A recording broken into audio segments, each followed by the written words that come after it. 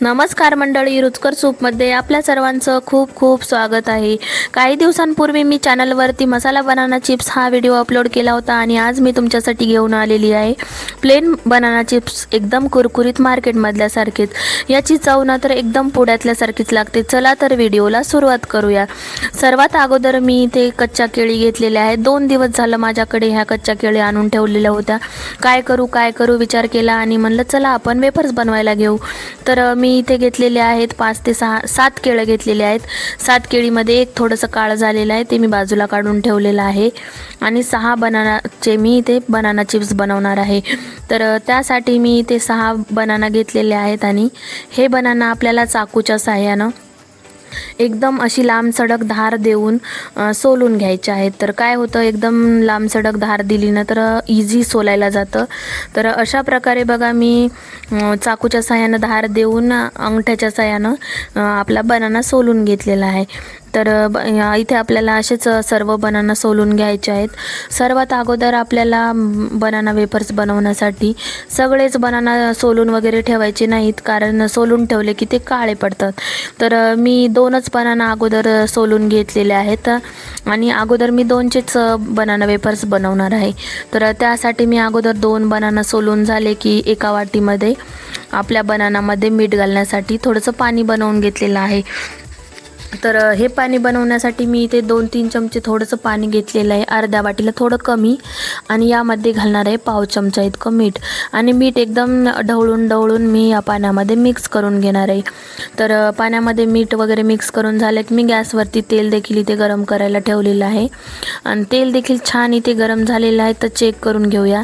तर थोडंसं 5-10 मिनिट आणखी आपल्याला याला मंद आचेवरतीच गरम होऊ द्यावं लागेल, कारण आपल्याला चिप्स टाकल्या एकदम वरती तरंगावा, तरच आपले चिप्स एकदम कुरकुरीत बनतील. तर चेक करून झालेलं आहे, मी 2 वेळेस चेक केलेलं आहे. आणि छान तेल तपलं की मी काय केलेलं आहे, आपण सोलून घेतलेला बनाना कढईमध्ये मी लगेच किसून घेतलेला आहे, जेणेकरून आपले चिप्स अगोदर किसून घेतले ना काळे वगैरे पडणार नाहीत त्यासाठी, आणि चिकटत वगैरे नाही तर डायरेक्ट किसून घेतले की. तर अशा प्रकारे मी अर्ध्याला वरी एक केळ किसून घेतलेला आहे तेलामध्ये. तर बघा अशा प्रकारे मी सर्व हळूहळू बनाना किसून घेतलेला आहे. आणि हळू बरं का, तेल खूप गरम आहे खाली आणि वरती आपण किसणी घेऊन किसतोय. तर अशा प्रकारे मी अर्ध्याला वर बनाना किसून घेतलेला आहे. सर्व चिप्स आपल्या तेलावरती तरंगतील इतपतच आपल्याला तेलामध्ये टाकून घ्यायचे आहेत. तर एक छान एकसारखे पोहत आहेत सर्व चिप्स. तर असेच सर्व ओर येईपर्यंत आपल्याला वेगवेगळे करून घ्यायचे आहेत. चिकटले ना तर काय होतं, खालचाही तळत नाही एकसारखा आणि वरचाही तळत नाही. तर मग मी झाऱ्याच्या साह्यानं सुटे करून घेतले आणि छान असे वर तरंगत आहेत.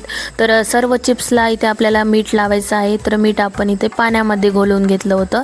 तर तेच पाणी आपण इथे कढईमध्ये थोडं घालून घेतलेलं आहे, अर्धा चमचा.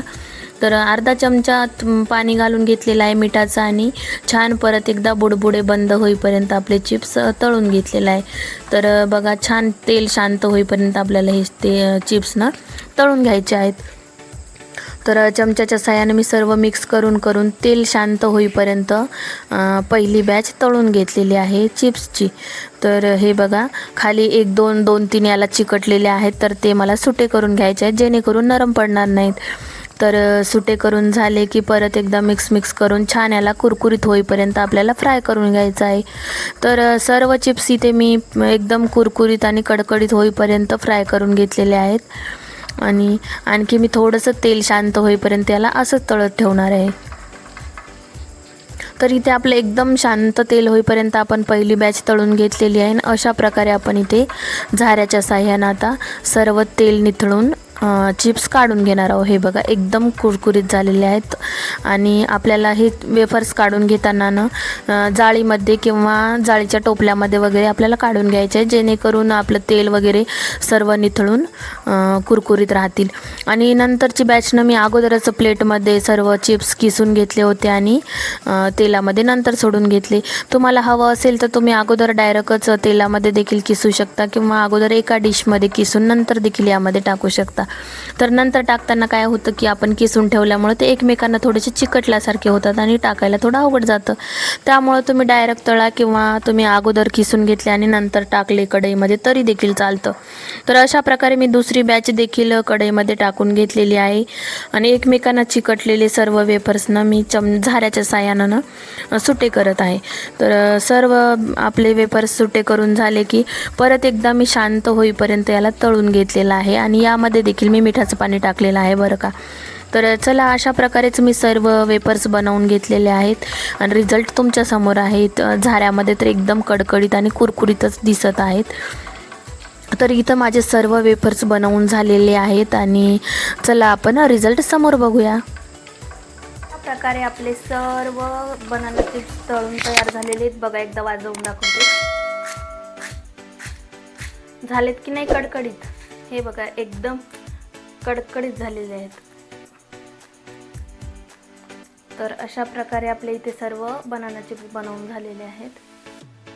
तर आता आपण सर्व काढून घेऊया. तर हे मी अगोदरच एका जाळीमध्ये निथळण्यासाठी ठेवले होते तेलकट वगैरे होऊ नये म्हणून. तर मी इथे 6 बनानाचे सर्व वेफर्स बनवून घेतलेले आहेत आणि एक बनाना मी शिल्लक तसाच ठेवलेला आहे. तर 6 बनानामध्ये बघा एकदम मोठा बाउल भरून माझे इथे बनाना चिप्स बनवून तयार झालेले आहेत. तर मी कसे बनाना चिप्स बनवले आणि पूर्ण रेसिपी तुम्हाला दाखवलेलीच आहे आणि याचा रिझल्ट तुमच्यासमोर आहे. हे बघा एकदम खायला हेल्दी आणि घरच्या घरी खूप सारे बनाना चिप्स. तर आजची रेसिपी कशी वाटली नक्की कमेंट करून सांगा. अशा साध्या आणि सोप्या रेसिपीसाठी रुचकर सूप या चॅनलला लाईक, शेअर आणि सबस्क्राईब करायला विसरू नका. तोपर्यंत बाय बाय.